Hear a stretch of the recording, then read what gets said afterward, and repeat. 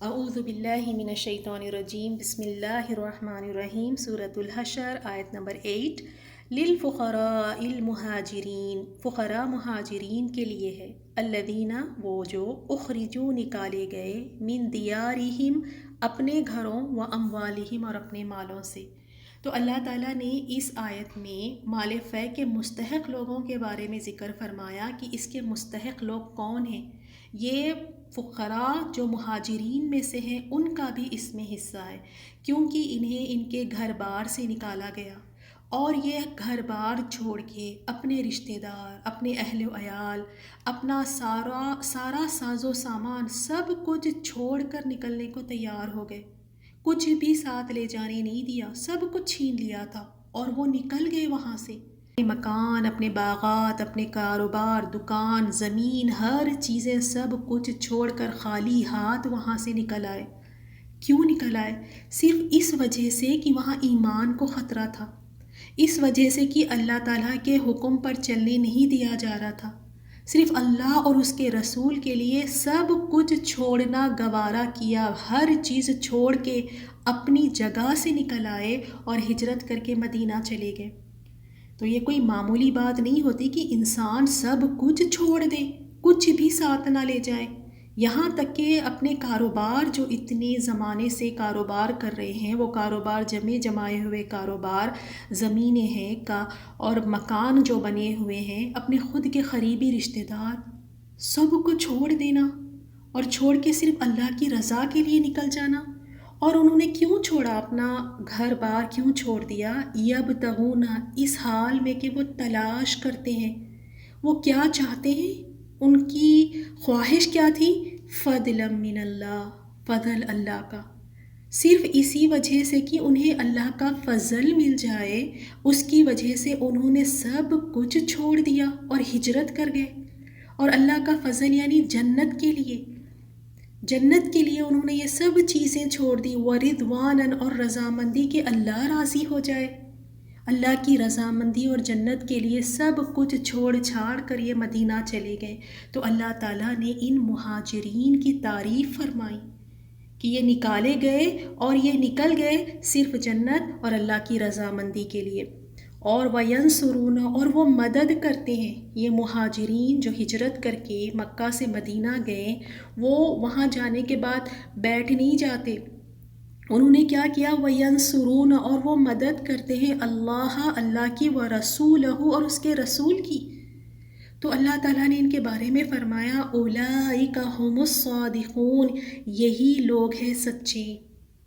اللہ تعالیٰ نے گواہی دے دی، فرما دیا کہ یہ سچے لوگ ہیں جنہوں نے بس باتیں نہیں کی بلکہ عمل کر کے، سچ کر کے دکھا دیا، اپنی محبت دکھا دی اور اللہ اور اس کے رسول کے لیے ہجرت کر کے دکھا دی، سب کچھ چھوڑ کر دکھا دیا کہ اللہ اور اس کے رسول سے بڑھ کر کوئی چیز نہیں ہے۔ صرف باتیں نہیں ہماری طرح، جیسے ہم باتیں کرتے ہیں بڑی بڑی کہ اللہ اور اس کے رسول کے لیے، دین کے لیے ہم یہ کر دیں گے، وہ کر دیں گے، نہیں، انہوں نے عمل کر کے وہ باتوں کو سچ کر کے دکھایا۔ تو اللہ تعالیٰ نے پھر ان کی تعریف بھی فرمایا کہ یہی سچے لوگ ہیں۔ ایسی کوئی مثال شاید ہی آج ہمیں ملے کہ اللہ کے لیے سب کچھ چھوڑ دیں۔ آج ہم بھی اپنے وطن چھوڑ دیتے ہیں، اپنے رشتہ داروں کو چھوڑ دیتے ہیں، گھر بار چھوڑ کر ہم بھی نکل آتے ہیں، لیکن وہ اللہ کی رضا، جنت، اس کی رضامندی کے لیے نہیں ہوتا۔ ہمارا نکلنا کیا ہوتا ہے؟ کیریئر کے لیے، جاب کے لیے، مال کمانے کے لیے، اپنی لائف کو اچھی بنانے کے لیے گھر بار بھی چھوڑ دیتے ہیں۔ ایک طرف صحابہ اکرام کو دیکھیں جنہوں نے ہر چیز اللہ کی رضا کے لیے چھوڑ دی، اور ایک طرف ہم ہیں جو ہر چیز کے لیے اللہ اور رسول کو چھوڑ دیتے ہیں۔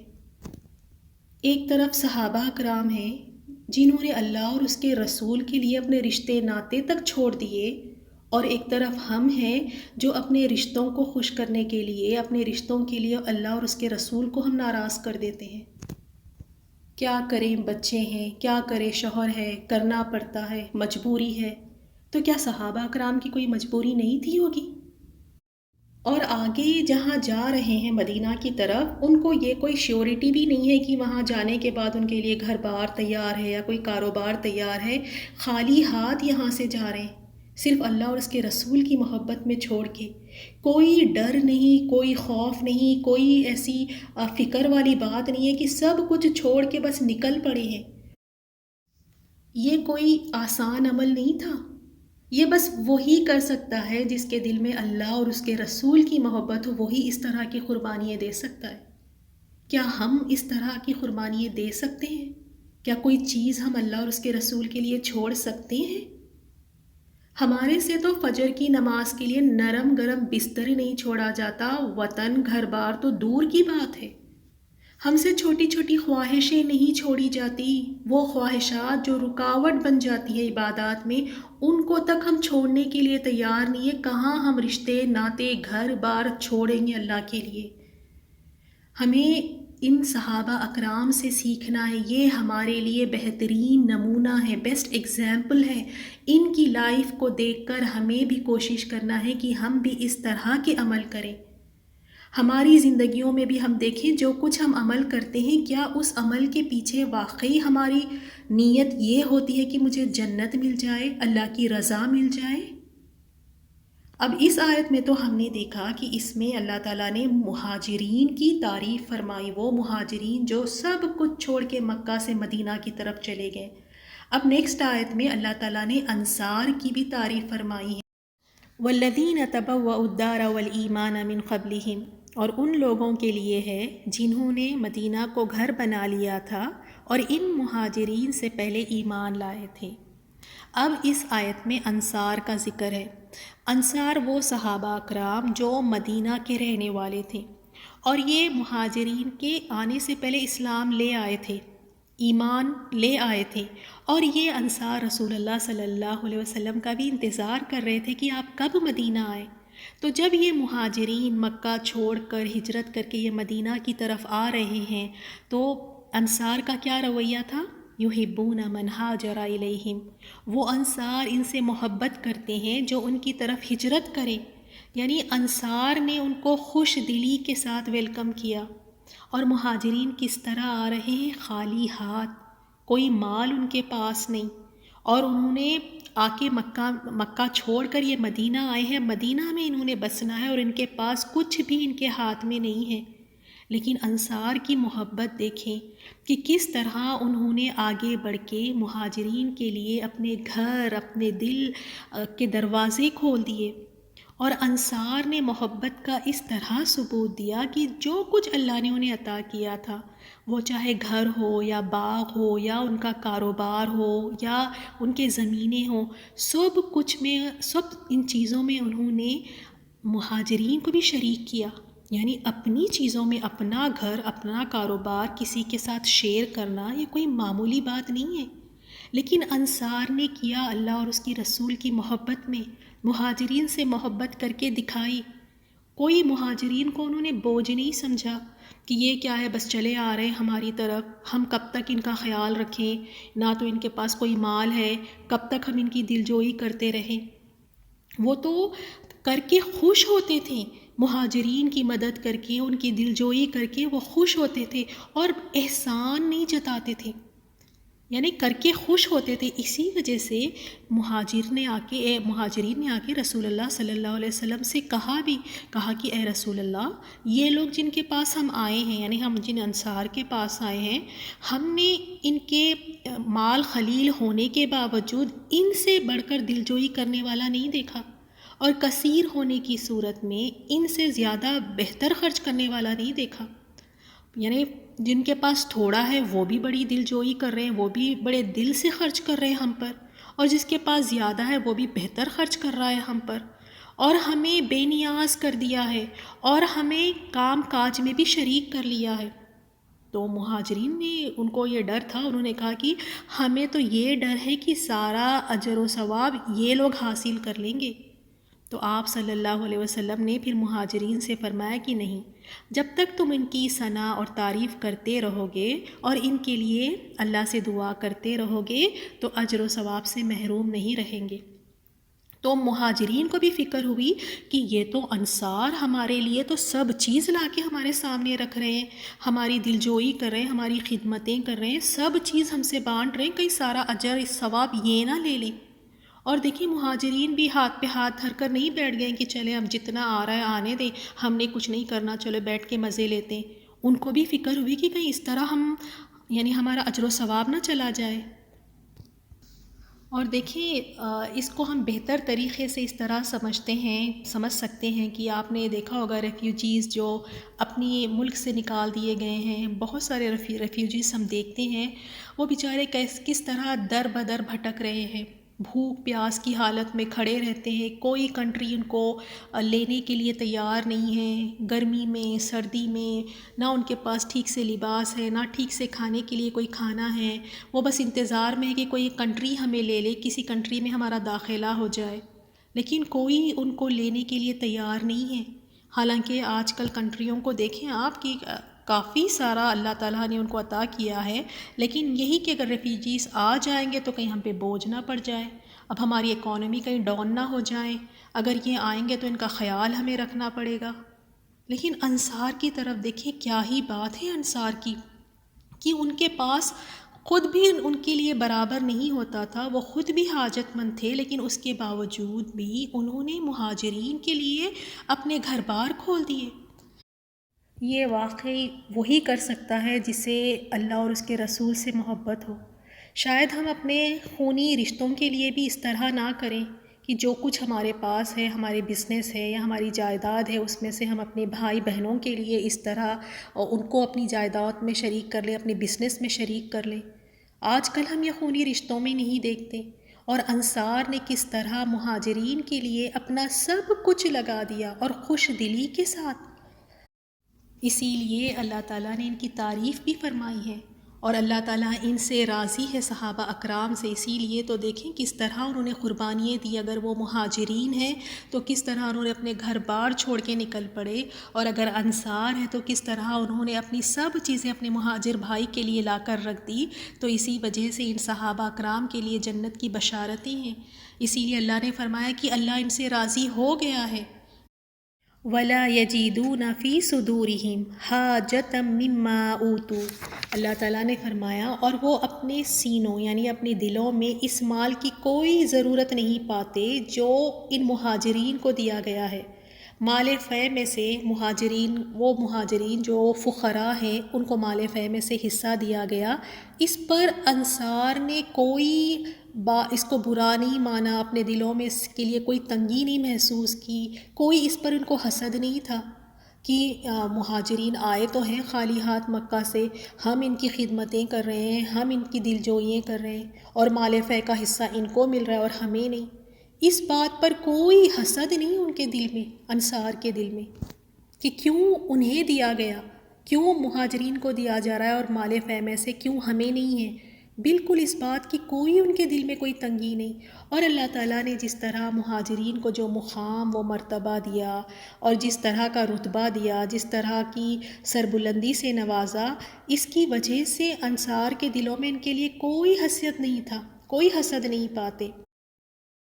وَيُؤْثِرُونَ عَلَىٰ أَنفُسِهِمْ وَلَوْ كَانَ بِهِمْ خَصَاصَةٌ، بلکہ خود اپنے اوپر انہیں ترجیح دیتے ہیں گو خود کو کتنی ہی سخت حاجت ہو۔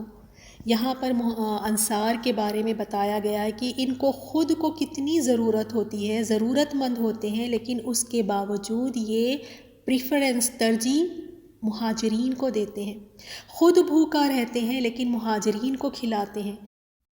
حدیث میں ایک واقعہ آتا ہے جس میں انصار کا ہمیں پتہ چلتا ہے کہ کس طرح وہ دوسروں کو مہاجرین کو ترجیح دیا کرتے تھے۔ ایک مرتبہ ایک شخص آپ صلی اللہ علیہ وسلم کی خدمت میں حاضر ہوا اور کہا کہ مجھے سخت بھوک لگی ہے، تو آپ صلی اللہ علیہ وسلم نے ازواج مطہرات کی طرف پیغام بھیجا، مگر وہاں سے بھی کچھ بھی کھانے کی چیز نہ ملی۔ تو آپ نے یہ فرمایا کہ کوئی شخص ہے جو آج رات اس کی مہمان نوازی کرے اور اللہ اس پر رحم فرمائے۔ تو ایک انصار اٹھا، اس نے کہا کہ یا رسول اللہ میں حاضر ہوں، اور وہ مہمان کو اپنے ساتھ اپنے گھر لے گیا۔ اب گھر جانے پر بیوی سے پوچھا کہ دیکھیں، بتایا کہ یہ رسول اللہ صلی اللہ علیہ وسلم کے مہمان ہیں، اب تم اس سے کچھ نہ چھپانا۔ پوچھا کہ گھر میں کچھ کھانے کے لیے ہے؟ تو بیوی نے جواب دیا کہ اللہ کی قسم گھر میں صرف اتنا ہی کھانا ہے، بس جتنا بچوں کا کھانا رکھا ہوا ہے۔ تو اس پر اس نے کہا کہ ٹھیک ہے، آج رات بچوں کو بہلا پھسلا کر سلا دینا تم۔ اور ہم خود بھی ایسے ہی کچھ کھائے بغیر سو جائیں گے۔ اور کہا کہ جب مہمان کھانے لگے تو چراغ بجھا دینا، کیونکہ جب چراغ بجھا دیں گے تو مہمان کو لگے گا شاید ہم بھی اس کے ساتھ کھا رہے ہیں، تو یہ مہمان کے ساتھ بیٹھے رہے اور مہمان کو لگا کہ شاید یہ بھی کھا رہے ہیں، تو مہمان الحمدللہ کھا لیا کھانا۔ اب نیکسٹ دن صبح میں جب یہ رسول صلی اللہ علیہ وسلم کی خدمت میں حاضر ہوئے تو آپ صلی اللہ علیہ وسلم نے فرمایا کہ اللہ تعالیٰ نے تم دونوں میاں بیوی کی شان میں یہ آیت نازل فرمائی ہے، وَيُؤْثِرُونَ عَلَىٰ أَنفُسِهِمْ۔ اور ایک ایثار کی مثال دیکھیے، ایثار یعنی دوسروں کو ترجیح دینا، جب خود بھی ضرورت مند ہو، خود کو بھی اس چیز کی ضرورت ہو لیکن پھر بھی دوسروں کو ترجیح دینا۔ تو ایک انصاری صحابہ کے پاس 2 بیویاں تھیں، تو اس نے ایک بیوی کو اس لیے طلاق دینے کی پیشکش کی کہ عدت گزرنے کے بعد اس کا دوسرا مہاجر بھائی اس سے نکاح کر لے۔ تو یہ اس حد تک یعنی مہاجرین کے لیے آگے تھے کہ اپنے مہاجرین بھائی کو کسی بھی چیز کی تکلیف نہ ہو، کوئی چیز ان سے رہ نہ جائے، ان کی ساری ضروریات کا خیال رکھ سکیں۔ آپ صلی اللہ علیہ وسلم سے پوچھا گیا کہ افضل صدقہ کون سا ہے، اور ہم سب بھی جاننا چاہیں گے کیونکہ وہ صدقہ جو سب سے بیسٹ ہو اور افضل ہو کون نہیں کرنا چاہے گا۔ تو اس پر آپ صلی اللہ علیہ وسلم نے کیا جواب دیا؟ فرمایا کم مال والے کی کوشش، یعنی اس کے پاس مال کم ہے لیکن پھر بھی اس میں سے نکال کر صدقہ کرنا، یہ سب سے افضل صدقہ ہے۔ اور ہمارے ذہنوں میں کیا بات ہوتی ہے کہ جب بچے گا تب ہم صدقے کے لیے سوچیں گے، ابھی ہماری ضروریات پوری نہیں ہوتی، ہمیں ہی کافی نہیں ہو رہا تو ہم کیا صدقہ دیں۔ لیکن اللہ تعالیٰ کو وہ صدقہ پسند ہے کہ کم ہے لیکن پھر اس میں سے بھی نکال کے اللہ کے راستے میں دینا۔ اسی طرح بے شمار ہمیں ایثار کی مثالیں ملتی ہیں صحابہ کرام سے۔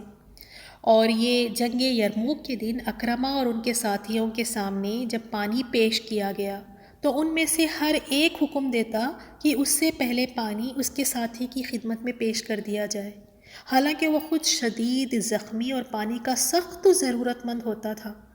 اور پھر جب دوسرے نے پانی تیسرے کے پاس بھیج دیا تو پانی تیسرے تک نہیں پہنچا تھا اور سب فوت ہو گئے، ان میں سے کسی نے بھی پانی نہیں پیا، رضی اللہ عنہم اجمعین۔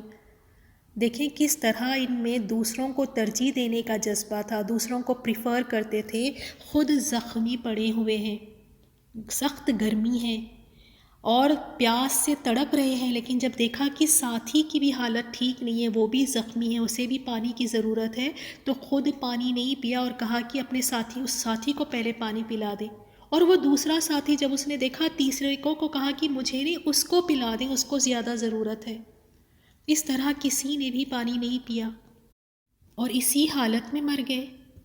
یعنی دیکھیں کہ کس طرح ضرورت مند ہوتے ہوئے بھی اپنی ساتھی کا خیال رکھا۔ کیا واقعی ہم میں اس طرح ایثار کا جذبہ ہے؟ کیا ہم لوگوں کو واقعی اس طرح ترجیح دیتے ہیں یا ہم میں خود غرضی ہے؟ اگر کسی دعوت پہ بلایا جائے تو دیکھیں کیا حال ہوتا ہے، کہیں ایثار نظر آتا ہے کہ لوگ دوسروں کو ترجیح دے رہے ہیں۔ ہر کسی کو یہ ہوتا ہے کہ کسی طرح میں اپنی پلیٹ بھر لوں، اپنے بچوں کی پلیٹ بھر لوں، دوسروں کو ملے یا نہ ملے میری بلا سے۔ اسی طرح اگر کسی محفل میں بیٹھنے کی جگہ ہو، مجھے مل جائے، میں پھیل کے بیٹھ جاؤں، میرے بچوں کو بٹھا لوں یا سب کو بٹھا لوں، دوسرے چاہے کتنی ہی ضرورت مند کیوں نہ ہو، حاجت مند یا ضعیف یا بیمار کیوں نہ ہو، میری بلا سے میں بیٹھ گئی، میرے بچے بیٹھ گئے، کافی ہے۔ کیا ہم دوسروں کو ترجیح دیتے ہیں؟ یہ ترجیح دینا ہم جب ہی سیکھ سکتے ہیں جب ہم اللہ تعالیٰ کی طرف دیکھیں گے۔ اگر لوگوں کی طرف دیکھیں گے تو کوئی ان کے ساتھ نیکی نہیں کر پائیں گے، ہم کوئی ان کو ترجیح نہیں دے سکیں گے، لیکن جب اللہ کی رضا یاد ہو، جب جنت یاد ہو، جب اللہ تعالیٰ سے ملنے کی ملاقات کے دن کی تڑپ ہو تو پھر دوسروں کو ترجیح دینا بڑا آسان ہو جاتا ہے۔ خود اس کو ضرورت ہے لیکن اللہ کی محبت میں وہ اپنے بھائی کو دے دینا، یہ بہت بڑی بات ہے۔ تو یہ وہی کر سکتا ہے جس کے دل میں اللہ اور اس کے رسول کی محبت ہو، جسے اللہ تعالیٰ کی رضا کی طلب ہو، وہی پھر دوسروں کو ترجیح دے گا۔ اللہ تعالیٰ ہم سب کو خود غرضی سے بچائے۔ جوائنٹ فیملیز میں دیکھیں کس طرح بس میں اور میرے بچے اور میرا شوہر اور میں، بس جو کچھ ہو مجھے مل جائے، دوسروں کو ملتا ہے ملے، اس کی فکر ہی نہیں۔ ہمیں چاہیے کہ ہم اللہ کی رضا کے لیے قربانیاں دیں، لوگوں کو ترجیح دیں، اپنے سے زیادہ ان کی سوچیں۔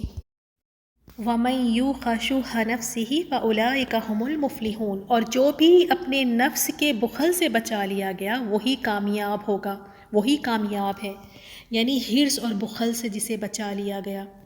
آپ صلی اللہ علیہ وسلم نے فرمایا تم ظلم سے بچو، بے شک ظلم روز قیامت بہت ہی ظلمتوں کا باعث ہوگا، اور حرص سے بچو، پس بلا شبہ حرص نے تم سے پہلے لوگوں کو ہلاک کر دیا تھا۔